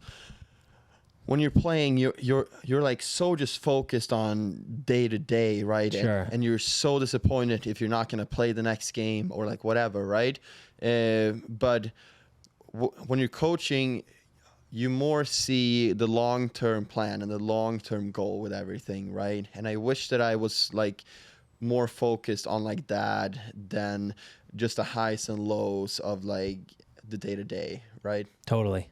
That makes a lot of sense. It's like, it's just another one of these things where it's you see the facilities, you see the strategies and the coaching and everything, and you're like, fuck, that would have been helpful when I was playing. You know? And how sick has it been to see some of the boys get up to the big time and come from the program into the NHL? Oh, it's amazing. I texted Josh after every game, and I'm like, okay, just like 199 goals left before we can buy my Silverleaf house. I told them. I love that. No, like those guys, and like especially him, like I know, man. He worked so hard when he was here, and like he like earned every little bit of like what's been coming for him, right? And same. I just missed Joey Decord with a year, but like I mean, he's doing amazing with the Kraken now as well, right? So the program is like slowly growing, right? Absolutely. And, like, now when we have the rink and everything, I mean, Greg Powers, the head coach, told me stories about like when they had the official visits from guys and everything, and like they would show them everything, right, with campus and all the girls like easy sell. But they did like everything to not show the rink. They're like, oh yeah, your flight's in 4 hours, we get to like the airport now, so you're not like late and everything. You want to do one more lap by the pool, actually? Take a look at the girl. Oh, you want to see, there's another area over here, right? But so for them to have the rink now, I mean, it's amazing. And like, why wouldn't you want to play here? It's a top program. Dude. It's like they really checked every box. And how awesome is it with Donor? I mean, so amazing that he got in those few games before the team moved. I mean, with everything that his dad means to that team and this area, it would have sucked if he didn't get his debut until next year in Utah. And like, that's no disrespect to Utah. I'm just saying with how special the whole family is to the Arizona. Such a moment, like, too. That was just so awesome to see him get in there. It brought such a buzz to those last games. Definitely. Too. I mean, it was amazing to see. Yeah. Like, it was great. No doubt about it. All right, we're going to shift away from all the hockey talk in part, and we're going to play a game with you that we do with all of our guests. Okay. It's called Pass, Shoot, Score. Okay. Basically a ranking system. We're going to give you 3 things that we know are important to you, special to you, that you're into, and you got to rank them pass, shoot, score. Pass is going to be the one that, passing's great, whatever. Shooting's better. Love shooting. Scoring's the best. Yeah. Kind of opposite for you. Yeah, but, Right. You're the goalie. We still have to crack a goalie version of this, but that's true. But basically 1, 2, 3, like marry, fuck, kill. Same thing. Okay. All right. So your first category is Scottsdale golf courses. All right, so I'm going to give you 3 of them. Okay. I might be messing up the first name pronunciation, but Weekopa, Yeah, that's good. Quintero, You get the pronunciation. Look at this guy. Yeah. Incredible. Quintero, and Whisper Rock. So pass, shoot, score those 3. And I'm going to pass Weekopa, shoot Quintero, and score Whisper Rock. Whisper Rock. Wow. Is that your favorite in Scottsdale? Yeah, do you have a home course here? So I usually play at Camelback here, which is like half private and half public. Okay. But my favorite golf experience here is probably Whisper Rock. Yeah. Okay. Oh, how come? Is that the Silverleaf course or no? That's north of Silverleaf, so I would say those two are like equal. Sweet. Okay. What's that one called? The The one John Rahm's a member at. It's just called. It's just called Silverleaf. Yeah. Yep. What's your Whisper Rock experience? What's your favorite experience? I've been up there a few times. I usually go up like 4 or 5 times a year whenever I get lucky enough to get invited. Yeah. But like, it's a men's only club. Yeah. You walk in and like, they know everyone by name, even like the guests are coming and everything, and like, you don't really have any tea times or anything. It's just like you show up and you. Wow. That's That. fucking. Yeah. Just and go like, out when you feel like it. both courses are just like amazing. Insane. Like the last time I was there was just before the Ryder Cup, and we were having lunch, and Max Homa was having lunch. Oh, no way. Right next to us. Sick. And I offered him tequila shot because I bet a lot of money on Europe to win, right? but he denied it. But Fuck. yeah. But you got in his head, Yeah. dude. You got in his head. This is what happened. He You was got the in his- only one that played good. I know. Like, Seriously. Yeah, Yeah. Like he locked in after that moment. Yeah, He's like, this motherfucker's he's trying to like, loop me oh, up. yeah. He tried to fuck us up, dude. This is bullshit. I love it. Damn, that's a good strategy. How's your game right now? How's the handicap? I'm a 1 right now, Fuck but you. like not like really Christ, playing where I want right now. I mean, I got 2 kids. Like, Oh, shut Yeah, the fuck dude, up. spare I don't me get the. out that Oh, often. I'm not playing well right now. Yeah. You're a 1. Shot a 72 at Whisper Rock the other day. I don't Lord. like my game. Christ. All right.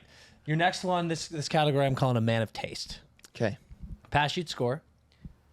Sipping on some Don Julio 1942. Listening to some Celine Dion.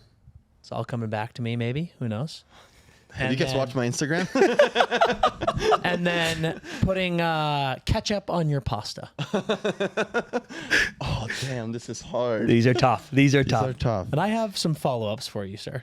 Okay, well, I'm gonna pass the ketchup on pasta because it's definitely something I can live without. But I don't know why it's so fucking weird for everyone. The tomato sauce is like a tomato-based sauce, red sauce that you put on pasta. Ketchup is the same thing. I'm not fighting you. But I have one I question. have no idea what Is the, it- I don't what do the whole it, but thing I don't. is. I think it's more of a childish thing. Is it People are like, cold? Do you put it on cold? Like, is it hot pasta, cold ketchup, or do you heat up the ketchup, or is it only cold pasta? That's my question. Well, the pasta heats it up with the sauce. Okay, Like, so you just squirt the yeah. ketchup on. Yeah, Boom. yeah. Oh, wait.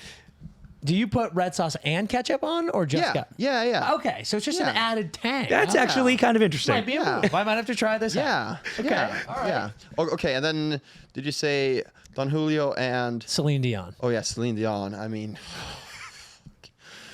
Imagine not scoring Celine Dion. yeah.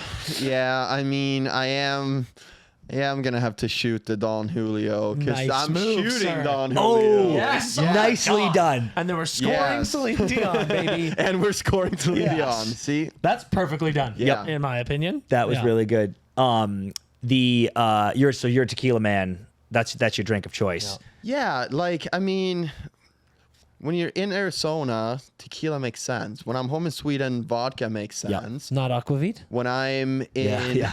Come on. yeah. We're doing Midsummer. We're doing True, aquavit. Yeah. true, but I hate that stuff, but I still take it. But yeah, You have to. And when you're in like Scotland or Ireland, you drink gin. I mean, Yep. it's just like it goes with the territory. Yeah. So, yeah. Just on the rocks. yeah, Yep. Yeah. Perfect. I do. I mean, being in Scotland and drinking gin, not scotch, just feels like a crazy move. But Yeah, well. I hear you. England, we're drinking gin for sure. Yeah, no definitely. doubt.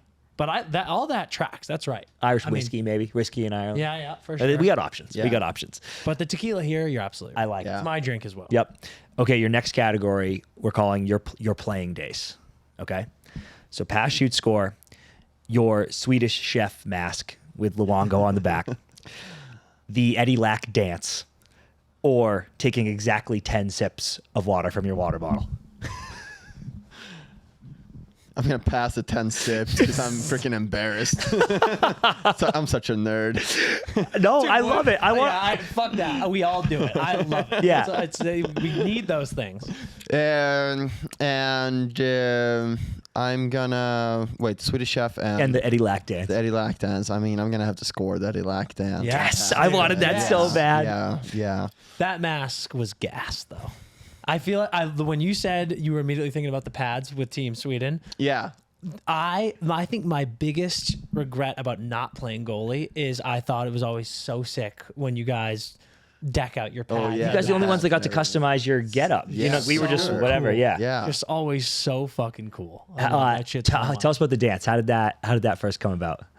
It just happened in Sweden, I think, like the first time, and it was just spontaneous, and I kept winning, and I'm like, oh yeah, this is my dance now, I Yeah. guess, and like social media team did something with it, and I'm like, okay, yeah, I mean, let's go. That's my dance, yeah, it's a lack dance. I mean, I have a freaking talk on my arm too. I was gonna Like, say, Dude, I almost Yeah. asked you about that. Yeah.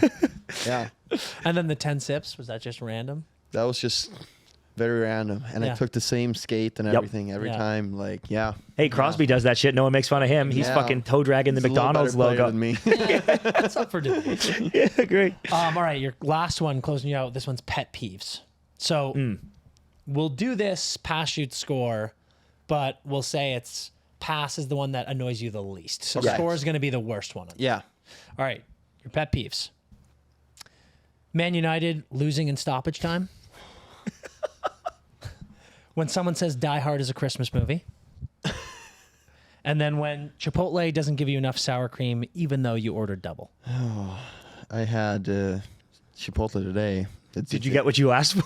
Yeah, I did, but it's a risky move because I might miss the whole first period of the Canucks game just on the bathroom. Yep, exactly. today. And the boys need you tonight. So yeah. Yeah.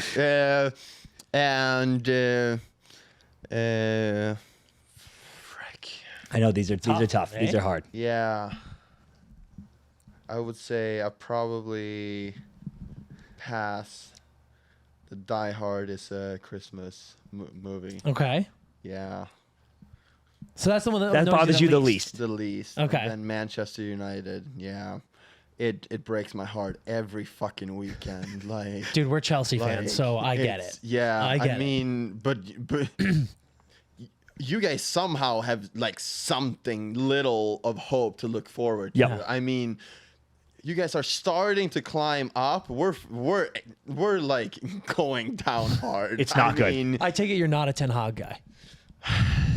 You can't be. He's not. You can't be. You can't be. You can say it. I have been the entire time, but like, I mean, there's been so many different coaches with this, and no one can figure out. So at what time do you look at that core and you say, like, you guys are the issue, and like, we need to switch each and every one of you out? Dude, I know. And Like, how brutal is it watching Sancho absolutely bawling know. for Dortmund again? You're like, know. God fucking damn it. Dude. what I don't like about Ten Hag is that I feel like he's putting everything in a plan A every single game, Uh-huh. and if it doesn't work out, there's no plan B or anything. There's no like desperation to get to this point or like whatever, Yeah. right? Like when you see the good teams play, I always feel like I watched Real Madrid right now. God. I won a lot of money because they came Let's back. go. Let's go. Yeah, I doubled down on my earlier bet. I'm like, they're gonna come back. Yep. They're gonna come back. But a team like that, you're like, it is inevitable for them to score eventually, right? Yeah. I don't feel that with Man United. It's like we're so flat every single game, Yeah. and the last 2 weeks is probably the first time in like 5 years where I haven't watched the games because I'm Yeah. just so sick and tired of this. I hate that feeling. Yeah. I know. I Yeah. can relate to it. It's fucking brutal. Yep. Yeah. But then, yeah, we can't have Chipotle fucking up your burrito. Oh yeah. So that's the one that bothers you the most. No, least. Oh, least. Oh, that was least. Okay, Yeah, sorry. That's yeah, why yeah. I thought Die Yeah, yeah. Hard was pass, and I Yep. was like, oh shit. Okay. No. So yeah, shoot. Man United is our score. Man Yeah. United score. Yes. That's good. That's Chipotle Yes. least. Yeah. Die Hard. Shoot. Yeah. Okay. Yeah. Dude, I got bad news for you, bro. Die Hard is a Christmas movie. You are wrong. The whole plot revolves around Christmas. It's a Christmas party, Eddie. You know Swedish midsummer and everything, That's right? true, yeah. So like, okay, let's make a movie about midsummer in Sweden, and in one scene we wear like Christmas hats, and we're gonna call it a Christmas movie in the middle of fucking summer. Like that's how I feel like Die Hard is. You know, he's got a point. He's got a point. Honestly, I get it. I'm not gonna fight too hard. Oh, That makes a God. ton of sense. It is a kill everyone kind of movie. Yep. Like Christmas movie. It's like a feel good Yeah. story. Yeah. Coming home for Christmas. That's where he's right. You're having like the hot chocolate with some spiked things in Yeah. there, Yeah. and you're just like harmony. Yes. Like Die Hard is not harmony. Yeah. Oh, it's not a terrorist. No. Yeah. Not no, a feel good. No. I mean, it is families coming back together. Yeah. But there's also a dash of exploding buildings and people Dash dying. of terrorism. yeah. Yeah. Yeah. That's yeah. not the best. Yeah. Okay, we'll think about it. Yeah. I would give it a New Year's movie.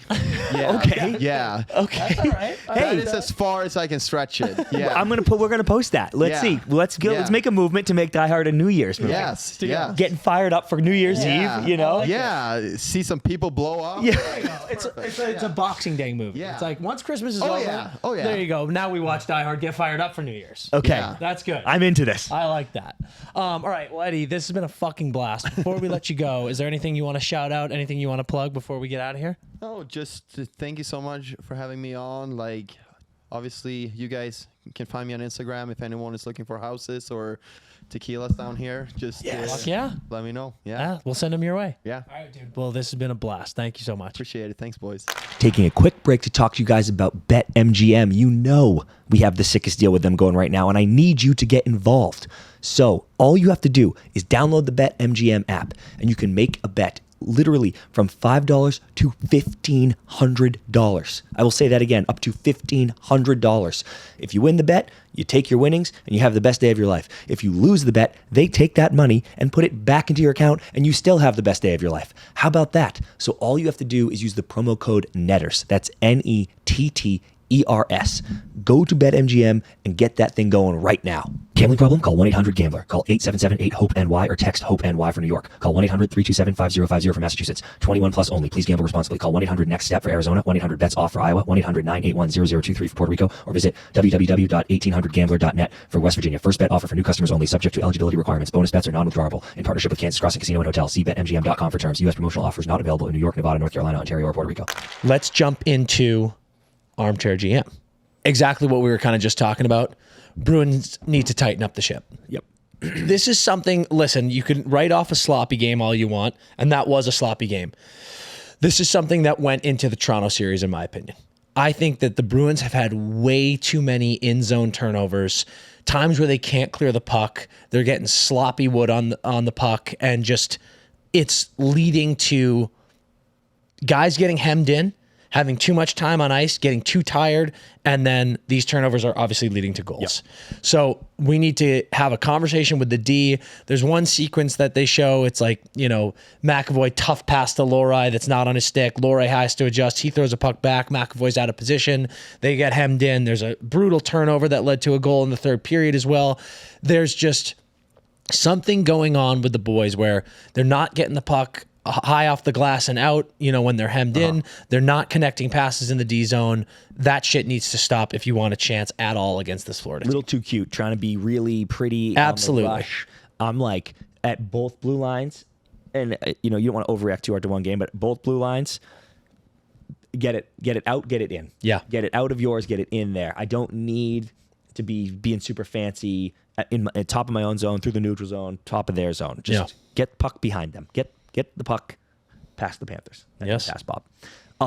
Mine is the discipline of the Carolina Hurricanes. Only 2 penalties in game 1. I think the Rangers only got 2 power plays because there were a few match penalties. 7 penalties they took in game 2, the Hurricanes. Some of those calls I think were complete bullshit, specifically the fucking cross-check that led to them losing the game. So, take it with a grain of salt. But, man, I think 4 times already this year, about 4 times this series, they have negated their own power play with a penalty.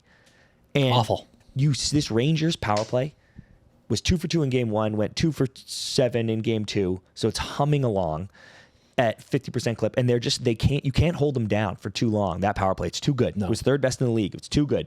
And I know the Canes PK was the best, but it's not looking great against the Rangers. You can't hold them down. You got to work hard, but you can't. If I'm Rod, I'm like, guys, when you're back checking, just get your fucking stick out of there. How many fucking tripping calls am I going to see? Seriously. And they're the right call. You're tripping them. Seriously. So back check hard, finish checks, whatever. But just once they get a step on you, fucking keep skating. Just stop with the fucking sticks in skates. Giving that team that many power plays is preposterous. Can't happen moving forward. You're absolutely right. I will say the call, I forget who the call was against in overtime. Maybe it was Shea. The cross check. The cross check. Yeah, I can't remember. either, maybe. actually. But that was horseshit. Yep. That was a terrible call. Giving a power play to the Rangers in double OT is fucking mental for that play. But otherwise, absolutely right. Want to do some God I Wish I Was? Yep. Do you want to go first? Sure. Wow. Okay. God, I wish I was Vinny Trocheck. Oh, man. My boy. Dude, remember when you said that was a dark horse pick for Conn Smythe? Dude, I think he's the Conn Smythe right now. goals in 5 straight. Maybe even I called that, by the way, on Twitter. 6? Hey, No, I Booch. think 5 Booch. straight. Where's my shirt, bro? Yeah. Come on. A double OT winner at MSG Yeah. and one of the coolest pictures I've seen in a long time. Okay, you brought it up, not me. Marcia So did it better. Okay, I completely And agree. I am sick. Completely agree. I am sick. Rangers fans online. I'm with you guys. Like I'm all in. I'm on the bandwagon here. But enough with the hanging in the Louvre because Marcia So and the Knights did it way fucking better. There's a bit of glass, a bit of fans in the Rangers page. It's a sick pick. It's a sick pick. One of the coolest But pictures. Marcia So did it way better. That pick is like they're trying to do the Jon Snow and I'm like, no. The Marcia So pick is way fucking better. I almost said, God, I wish I was that fan. Like Yeah. one of the fans who was right there Yeah. in that moment because that is so sick. But I'll take Vinny because I'd also like to have an double OT winner at MSG under my belt. So which he cool. now has. But man, he is firing. They needed that second line to really be important for them this year. I mean, he had such a good season. They really needed that to continue, and he is fucking doing it. What a man. player. What a player. If you're Carolina, you hate to see it too. Yeah, right. God, I wish I was. This might surprise you. The San Jose Sharks. That's great. Wish I was the San Jose Sharks. I'll tell you what, man. They win the lottery. They were supposed to. Yep. But it's always nice to see it happen. Yeah. Last year we saw it not happen. You win the lottery. You got Macklin Celebrini headed back to the Bay. You're likely getting Will Smith. That's why I told you to pump the brakes earlier. Oh, Because yeah, I yeah. wanted to go on this little rant here. You were stepping on your boy. Yeah, you're right. And I didn't want to give it away. You didn't know. Probably getting Will Smith coming right in. So you've got the 2 best players in college hockey immediately coming into your lineup. You signed Colin Graff, who I'm excited about. You still got some great vets on that team. Unfortunately, Quinn fired, but that means you're going to have a new coach coming in to coach these boys up right from the jump. God, I wish I was the new Sharks coach. God, I wish I was the new Sharks coach. Yep. But things are looking pretty That's good great. in the Bay. I'm excited about that. I'm excited about it. I love their jerseys. I love that fan base. Really, I do think they're cool ass people. It's an exciting time for the San Jose Sharks. You get a great coach, bring someone in, someone fresh, coach up these college boys. And again, speculation, but I'm hoping that Willie decides to jump. And then to see Will Smith and Macklin Celebrini on a line together That'd be too. sick, dude. Fuck. Maybe reckless to put these 2 18-year-olds together on a line, but fuck, I'd love it. I think really cool stuff in San Jose. That's a great one. I want to close out this episode with Temper Tantrum, which I'm now going to start calling Temper Tantrum. Ooh, I like that very much. This is something I've felt for a long time. And I'm going to call out a buddy. I'm calling out NHL referee Chris Rooney. Yeah. I'm not saying Runes does this, I was going but to say it's on him. I'm saying Runes, I want you to spread this. Talk to your boys. I want you to talk to your boys. Yeah. Here's my temper tantrum. NHL refs, drop the puck. Drop the fucking at the faceoff dot. What are we doing? Kicking people out of the faceoff because you're pump faking and guys are jumping, or you're sitting there for 25 seconds doing God knows what. Drop the fucking puck. I don't get it. And I will also say this. I'm going to throw my hands up and I'm going to say, and maybe Runes can do this for me. If there's a legitimate reason for the pump fakes and the holding that I don't know about, that I've never learned because I'm too much of a plug, Yeah. please tell me. Yeah. And folks in the DMs, tell me. If there's a reason that refs feel the need to do that actually makes sense, okay. I'll be like, all right. Yep. Until then, I think it's ridiculous. Drop the puck. Dude, I'm so on your side, and I'd love to know the reason. It blows my mind. Guys are face-off specialists. It's a weapon. When you have a Bergeron going, Tavares, I think, was tremendous this year. I can't having my guys tossed when it's a massive penalty kill face-off or power play face-off or D-zone drawing with 3 seconds left in a period. Stop it. And I had the theory where I was like, you should send your winger in first. Yeah. And try to jump it every time. and then either he drops it and you win it because your winger cheated basically, or he just tosses your winger. Sure. And then now your actual good centerman is going in.